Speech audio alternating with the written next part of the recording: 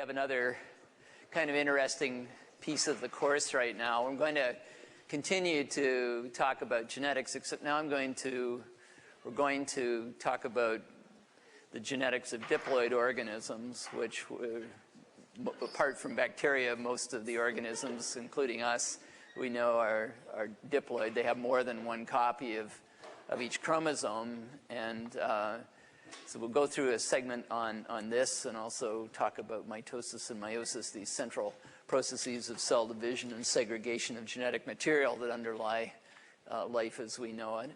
And then we're going to charge into a session on recombinant DNA and some of these technologies, PCR and various things that you see in the newspapers all the time. And then I'll finish up with a little section on the immune system, which is really, a few of you thought it was surprising that bacteria recombine. This, what I'll tell you in that system is almost like, it will feel like science fiction relative to what I've told you up till now, but it's an absolutely amazing system.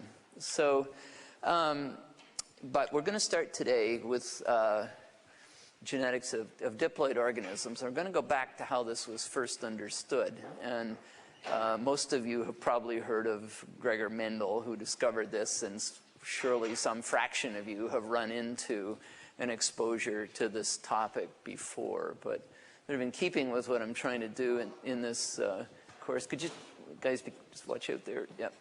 I think I'm just going to unplug. Yeah, it's okay. I think I'm just going to unplug it for just a minute here anyway until we get a few more people in.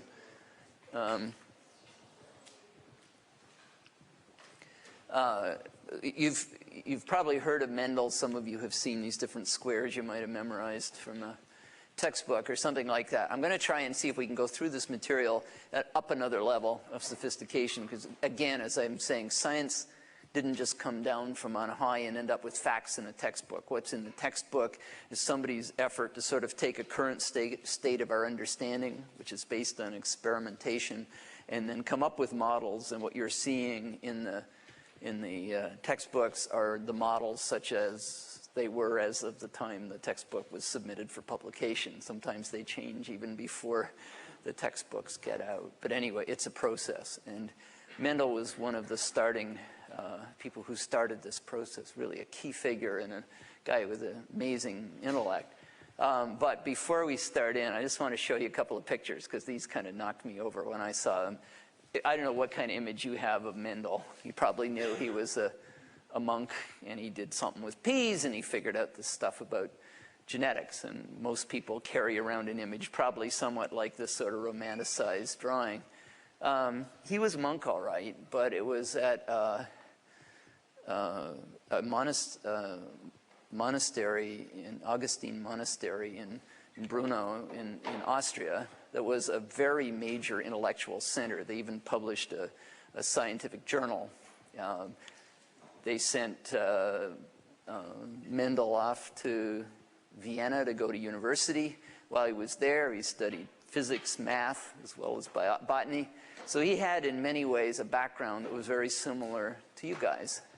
Very heavy on sort of the quantitative, physical science, mathematical sort of background. And then he went on to do some experiments in biology. And I think you may even get a sense of this if you see a picture of what Mendel actually looked like. Here's one picture of him. But the one that really blew me away, I have a picture of the monks. Now just think of whatever image you had of the monks that Mendel was at. Well, there's a picture of them. To me, they look like nothing so much like a group of university presidents or something sitting around for a portrait. And he traveled very widely. He was on his way to London here. Here's a picture of him with a group of people on his way to, I think he was in Paris on his way to London. So this wasn't a little isolated monk in a garden who stumbled across stuff. It was a rather sophisticated guy going after some interesting problems. And this was the garden in which he did his experiments. There's a picture of it. So this was pretty straightforward experimental setup for these really amazing things he did. Now, so with that kind of background, Mendel was interested in the problem of inheritance. And people have been aware that traits were inherited. That was the whole principle of domesticating animals and domesticating crops, that if you took parents with certain characteristics and crossed them together, that the offspring then had the traits that were associated with the parents, and so people had been able to sort of get better domesticated animals or better domesticated crops. But up till then, it was sort of this mixing was thought of sort of like blending liquids. Stir together some green and some red and a little this and that, and it all stirred together. And as you'll see, what Mendel's one of his great insights was that sort of it wasn't like mixing liquids. And to study this problem then, he picked a system, but he didn't just, it wasn't that he was just fiddling around with peas. He was a pretty sophisticated guy, and he picked peas as an experimental organism for three reasons. So here, Mendel, and so why peas? Well, one, they were easy to grow, and that's still a major consideration of any model system that you want to use in science today. If it's really tricky to grow, it's very hard to do work with. It was easy to pollinate in a controlled way. Just the structure of the pea flower makes it very easy to make sure to either put the pollen right on the pistil of that same flower, which is a kind of self-fertilization, or to make sure that the pollen goes from one flower to another, in which case you're doing cross-pollination. And the third thing, and this was the really important thing, was this system had been worked on before, and there were a number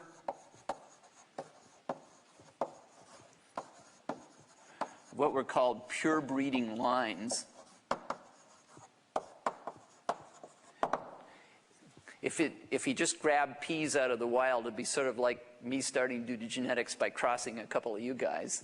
You know, we'd get offspring all right, and we'd cross those offspring, and we'd keep getting things that people that look different and different, maybe something like the parents. But what had happened with peas is people had taken a pea and then they continually inbred it until it finally sort of settled down, and it like always had white flowers, it always had wrinkled seeds, it always had whatever the particular trait was.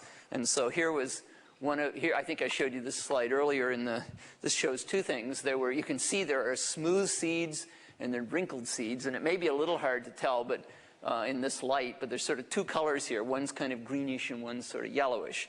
So there you see two of the traits right there. There were also flower colors and height and other things that had these different had the characteristic. They were pure breeding, and you could, every time you took that line and took its, if you self-crossed it and put out its progeny, you'd see the same characteristic each time. So this was the system that Mendel started to study this problem of inheritance, and how did this blending come together when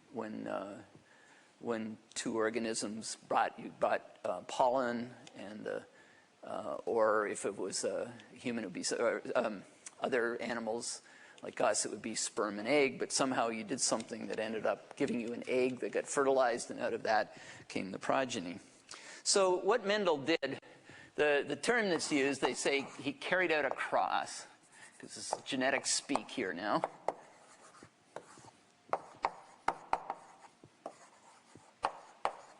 So he took pollen from one plant,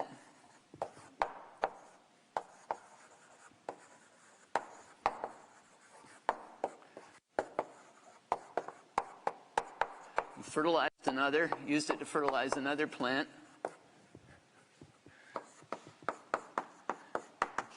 collected the seeds that came out of this, and examined the progeny.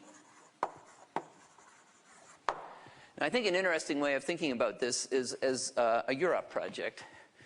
If you'd come into Mendel's lab and wanted to do a Europe project, it was pretty easy. I could probably show you all the techniques you needed to know, and this is it. We show how you pollinate, we collect seeds, and then we look at the characteristics. So it's just some fairly simple manipulations and some observational stuff. So let's suppose you know, you're doing Mendel's thing as a Europe project, and let's just see where that would take us. So what Mendel did to begin with, he took one of these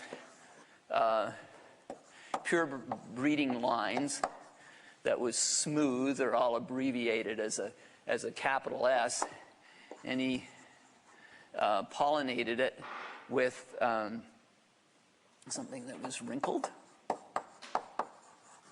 or I'll do that as little s, and then he collected the seeds from what's known as the first generation, starting with something like this, and geneticists use the term F1 for this first generation in a cross like this. And what he found was all the seeds were smooth. So the wrinkled trait had, if you will, disappeared.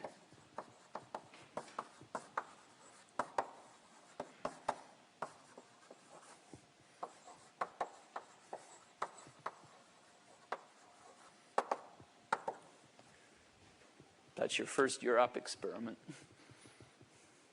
You do. Time to submit to Nature or Science or something, write a little paper like Watson and Crick that turns the world on its end. What'd you do next? No gels, no Whitehead sequencing facility.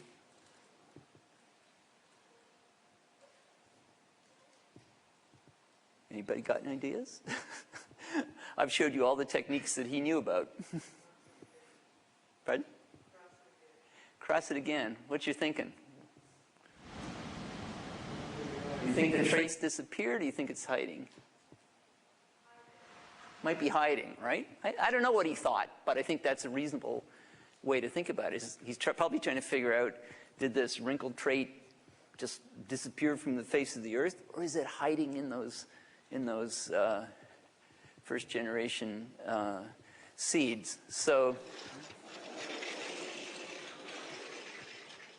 let's put that up here.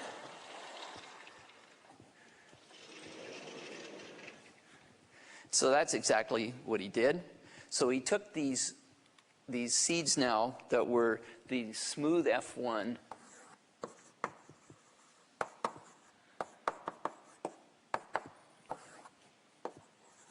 These are not the same smooth as the parental up here. Just to make clear, you guys understand, these are pure breeding.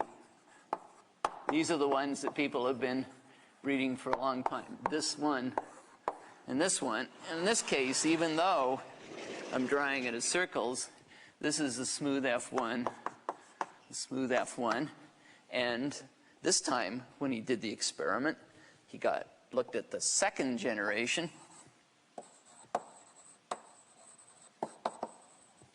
or the F2 generation as a geneticist would call it. And what he found, he got some smooth and he got some wrinkled.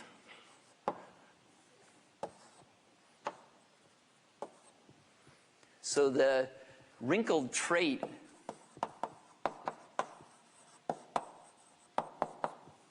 reemerged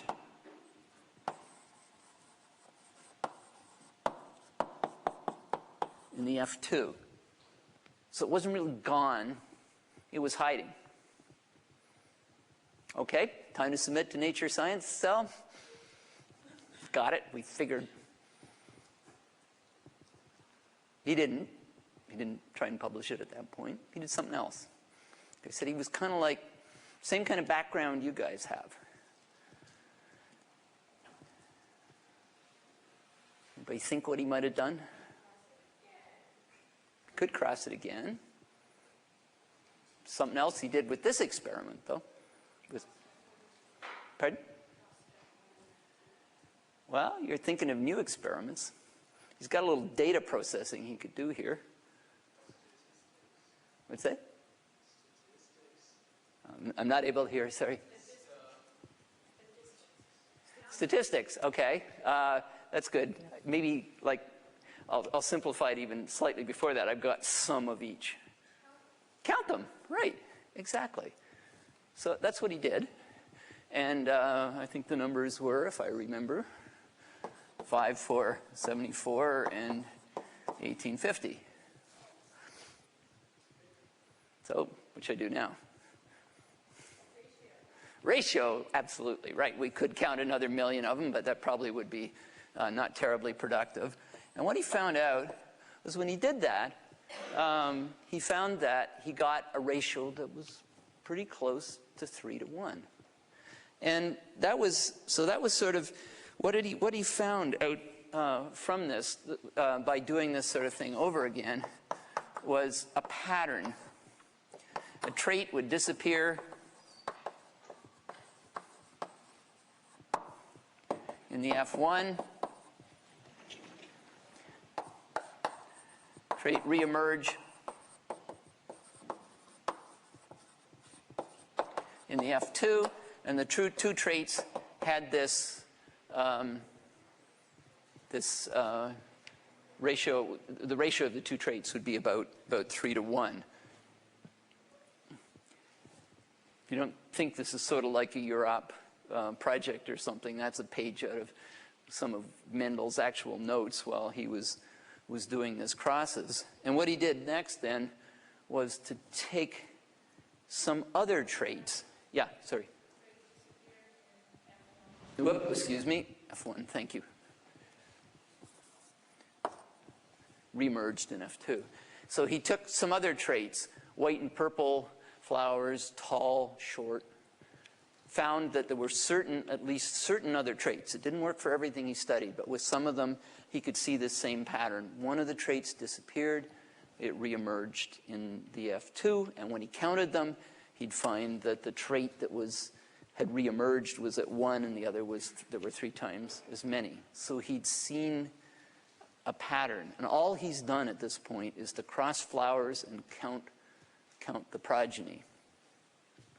So at that point, Mendel tried to explain his data. So he had to now take the next part of the scientific process. And what's kind of nice about thinking about Mendel in this sense is we're not overwhelmed by complicated techniques. You can see, I think, the scientific process in its very bare bones thing marching along. So now he's got some data. He's quantitated his stuff. He's found it reproducible. It's not only for seeds. It seems to be some general feature. And the thing about this, I guess, I don't know what he thought, but it seems to be likely that he could see that this didn't fit very well with the blending idea, like you pour together 2 liquids and you stir them all up. Instead, he really made this monumental leap in thinking that genetic information must come in some sort of particulate form, come in particles or units or quanta, if you want to think of it, if you're a physicist. We know those units as genes right now, but that may seem, we grow up with it right now, but to go from the idea that genetic information was kind of like 2 liquids blending to the idea it was little particles, it's just about the same kind of leap as thinking that energy comes in particles instead of like a continuous sort of thing. So that was the kind of insight that Mendel had, and then so genetic info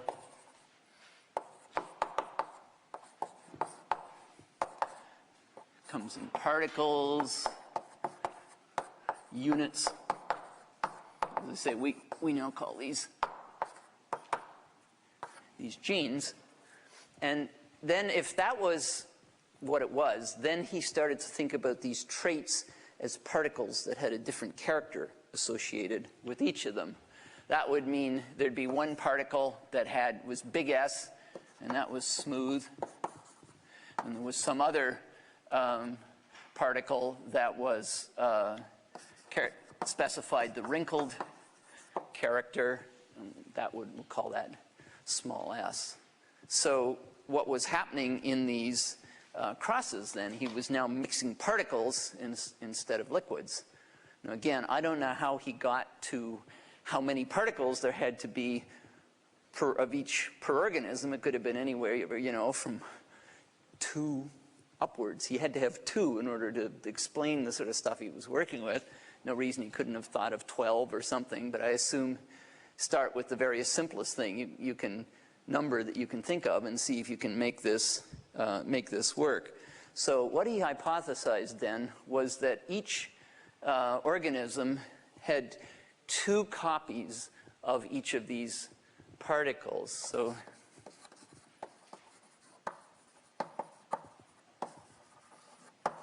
2 copies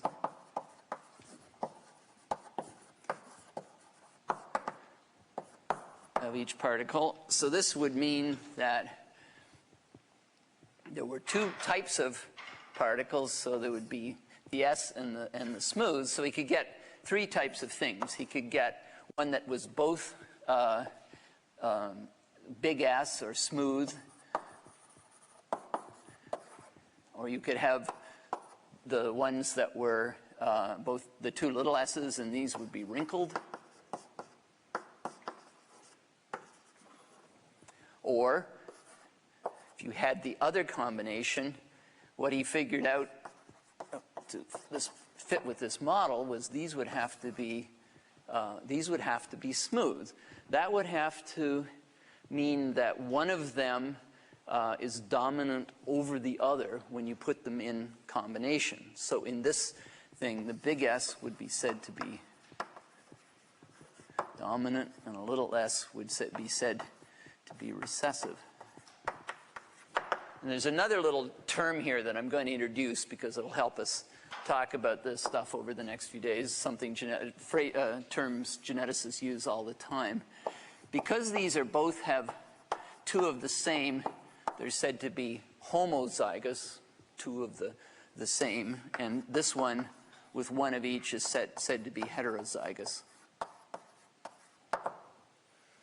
Okay. So there's, I think, the sort of setup for Mendel's model. He had to contend with one other issue, though, and that was if every organism has 2, and 2 parents get together and bring some, and each donate something, unless you did something, the offspring would have 4. When those offspring got together, the next one would have, twice as many, and so on.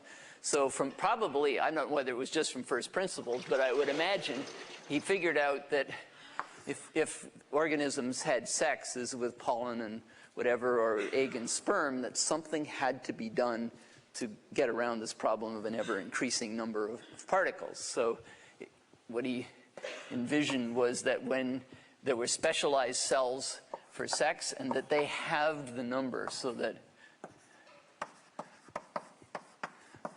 the sex cells would have half the number of particles, so that when each parent donated 1, you'd be back up to 2.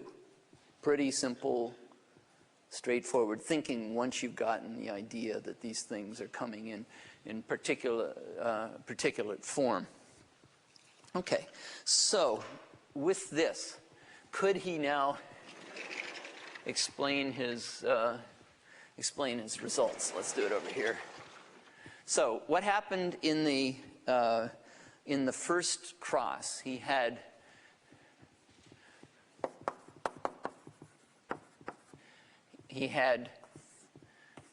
this smooth pure breeding line crossed with, and so the sex cells from this, each one would have been a big S, and the sex cells from each one of this would have been a little s. And as you recall, what he got was all smooth, right? Remember? So if we try and figure out what's happening here, a way of representing this would be to think what happened if all the combinations that you could get. So if we paired them in all possible ways, then every combination would be identical in that first cross. 1 from one parent, 1 from the other.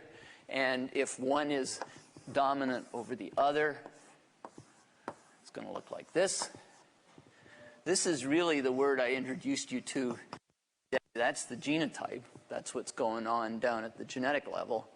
And what you're seeing up here is the observable characteristics of the organism. That would be the phenotype. So then, what would happen then with this if he crossed the the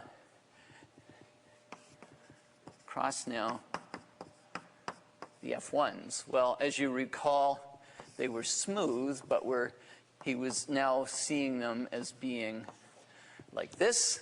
So that means that the sex cells that are generated from this, each one will generate one big S and one little s. And then if you put them together to see how this would work out,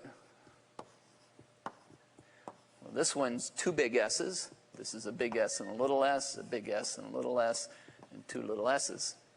So what he's got here is over here is SS in a ratio of 1 to 2 to 1. But when you look at the phenotype, what would we expect? Well, this would be smooth. Big S and little s, that's smooth. Big S, little s, smooth again. And two little s's, that's wrinkled. There's his ratio of 3 to 1. Has he proved anything? It works?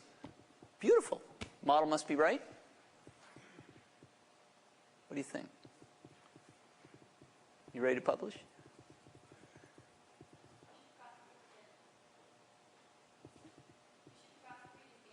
Should prosecute. Why is that? Why did the model work? Has the model predicted anything yet? No, it works because it describes the data. Sort of like fitting, to some extent, it's like fitting a curve. You fit it, but you don't really know yet. Of course it's going to work, because if you got different data, you would have had a different model. So you're putting your finger on a really important point, and that is you can do an experiment, you can get data. It doesn't have to involve DNA sequencing or a fancy technique. You're getting data out of a biological system. You come up with a hypothesis that explains it, but of course it's going to explain it, because you wouldn't publish a model that didn't explain your own data. But what he hasn't done is tested it. Will his model predict the outcome of something that he hasn't already done? So the suggestion was that he should carry out another cross. And that's what Mendel then did. Again, he didn't, this is what he had to work with. He could cross and he could count. And he could do some calculating and some thinking, but those were the techniques. That's why I really like thinking about this, because you can sort of put yourself in his shoes. So what would you guys like to cross? We haven't got much, right? One cross he did. He crossed the F1 with the homozygous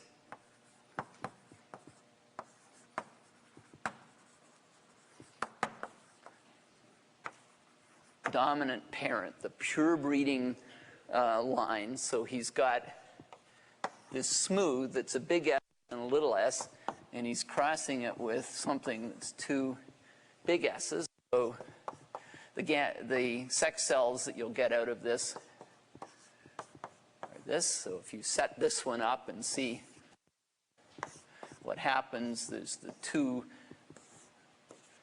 you'll get two big S's, big S, little s, two big S's, little s. This is sort of uninformative. If you want to look at your notes afterwards and have this be consistent, let me just flip this slightly. Let me put the two big S's up here, and this is our F1 down. That way I'll be following the same pattern as I did before. Okay, so there we are. In any case, it's all they're all smooth. But that's not particularly helpful. He's seen that result before. It hasn't really proven out, given a sort of unexpected result that's predicted by his model.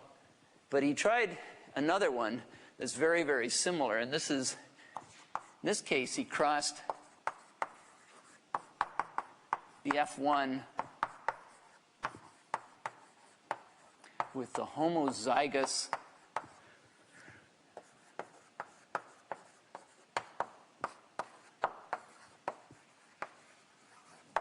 recessive parent. This is a really important cross in genetics, and the reason because it's so important, it's given a special term. It's called a test cross. Let's see what happens with this one, because this one's more interesting. So we take the F1, so this is the F1. He's now crossing it with this homozygous recessive, so a parent that's got two particles that are little s. And so what will the sex cells look like this? A big S, little s is before, two little s's here. So if we set up this as we've done, there are the sex cells from this F1. Here are the sex cells from the homozygous recessive parent. Up here we get a big S and a little s for each of those, but here we get two little s. So if we look at the phenotype, if you're out in the field or out in the garden or sitting in the kitchen after you brought the seeds in or wherever he was working, what would you see predict you'd see in a cross like this? Well, these would be both smooth, but these would both be wrinkled. So here at the genotypic level, we've got a ratio now of 1 to 1. And here as well, there's now a ratio of 1 to 1. So there you have a result that you haven't seen before. And if you do that cross and then get that result, again, it doesn't prove your model. I mean, scientific proof it's never a QED. Somebody can always come up with an experiment tomorrow that disproves it. It tends to work more. You just keep shoveling on evidence, and finally someone says, enough, I believe you. So this was at least a test of the model, and the model survived this test. Now, he did one other experiment.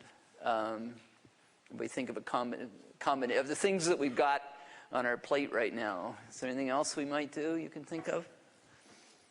He did another cross.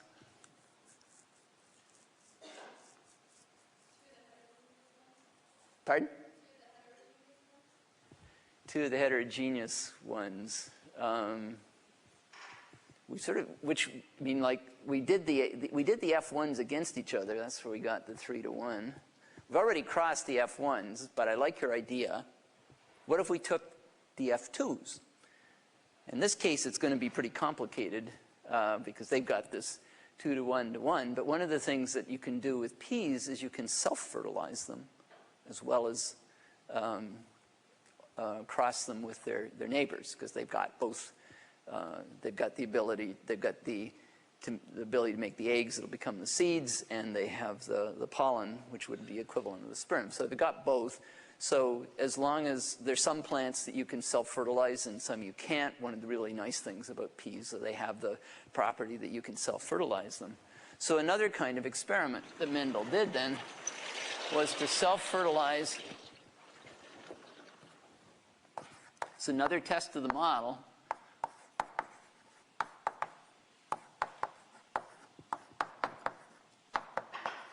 Self-fertilize the F2s. Well, the model predicts, if we look back over there, that what you'll have there is a mix of things in a ratio of 1 to 2 to 1. So if you were to take seeds from that F2 and then cross them with themselves, if you could figure out all the different outcomes and then sum them up, you'd have a prediction for what this model would suggest, right? So let me just take you through the pieces. Let's think about a quarter of them, according to the model, a quarter are that. So if we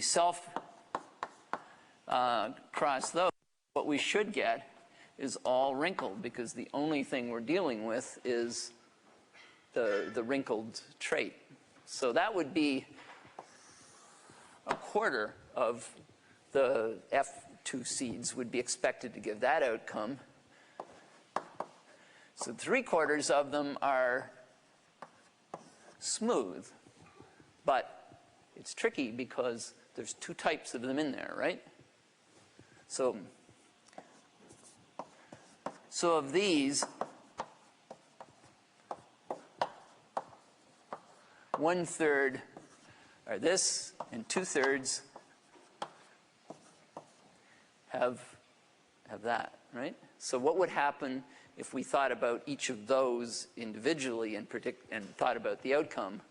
Well, if we take the SS type and we self-cross them, what we're going to get is all smooth, because all we've got are the trait in the cross are the traits for the smooth characteristic.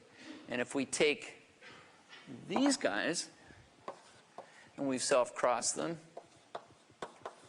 well, we've already done that. We know what we will get is we will get smooth to wrinkled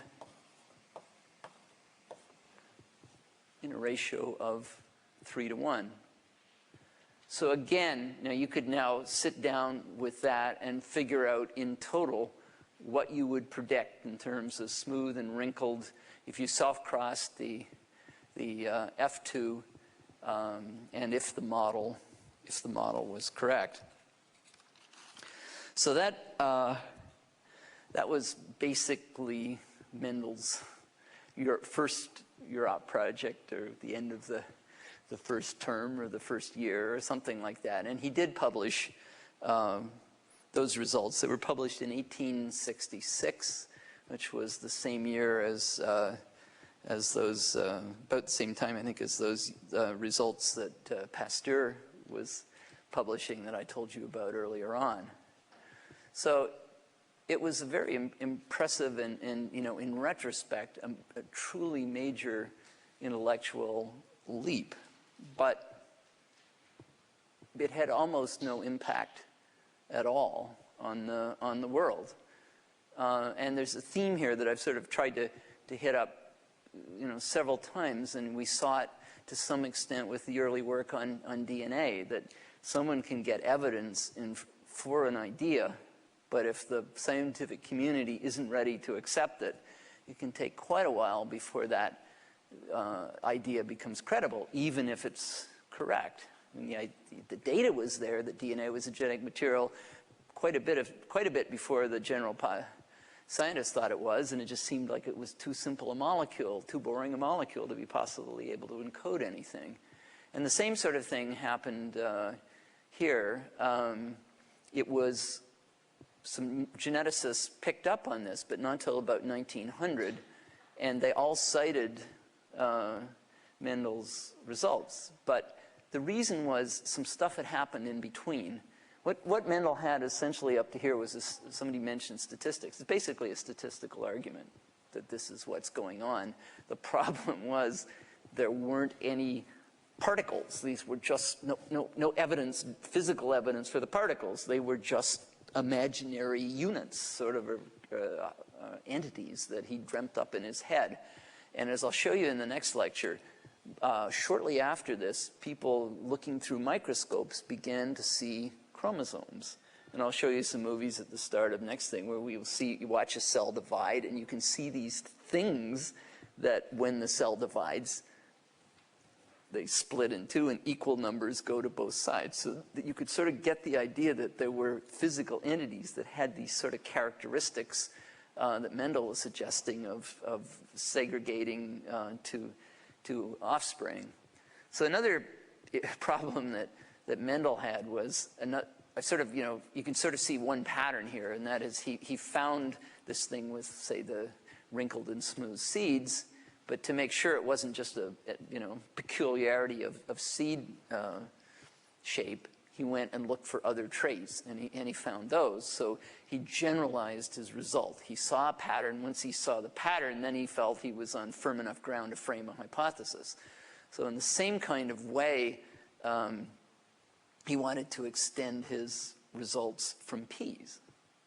Now, sometimes there's bad luck, too. So there was a botanist who studied weeds who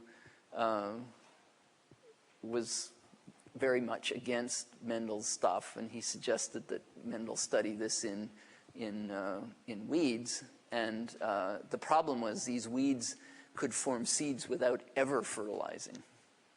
They could just, basically self-clone and put little copies of their own genetic material into a seed. It's actually interesting. I learned citrus trees can do this too. Citrus genetics is very complicated because they not only produce progeny like we're talking, but they also, some of them are just vegetative clones or copies of the parent. Apples don't do this. Johnny Appleseed would have had a different sort of outcome. So that actually didn't work. He couldn't reproduce his results in weeds. So his next idea was to try bees. And in fact, I found a picture. Oops-a-daisy. Bring it up here. Oh, did we lose it all? Oh, okay. There were a bunch of beehives that Mendel designed to try and extend his result. But he had bad luck again, because we won't have time to go in this, but some of you know, if you've probably heard of bees have a hive, there's a queen, there's a lot of workers, and the male bees are drones. And we hear that. They don't contribute to the work of the hive. They're just there to fertilize the queen, and that's their role in life. And so he could get the male bees and get the queen, but the problem was male bees are not diploid. They don't have two copies of everything. They're haploid. So when he tried to do crosses with bees, he didn't get the expected result either based on his other studies. So Mendel actually didn't, his work sort of stopped with the peas. He tried it and it sort of petered out, and it took, as I'll say, quite a few years for it to do it. One other interesting little piece of history was that Charles Darwin, who was turning the world upside down with his ideas about evolution, would have really liked Mendel's results, because the kind of evolutionary thoughts and selective forces that Darwin was envisioned wouldn't have worked well with this sort of stirring liquids model, and it worked very well with the particulate model. And Mendel sent him a copy of the manuscript, but later on, when they were looking in Darwin's effects, they found the envelope from Mendel but unopened, so Darwin had never seen it. So anyway, as I said, I'm trying to get more across to you in this thing than just facts out of a textbook. And it's an experimental science. It's done by real people. Models are made. Models are tested. If there'd been a textbook, it would have taken quite a long time for Mendel's results to get in here. We still have them in there because they've survived till now. But there's all kinds of other factors, the preparedness of the community to accept an idea, and sometimes just bad experimental luck. He was very lucky, picked the right system at the beginning, but didn't do so well on the next two in terms of good experimental models. Okay? So we'll talk all about meiosis and mitosis next time.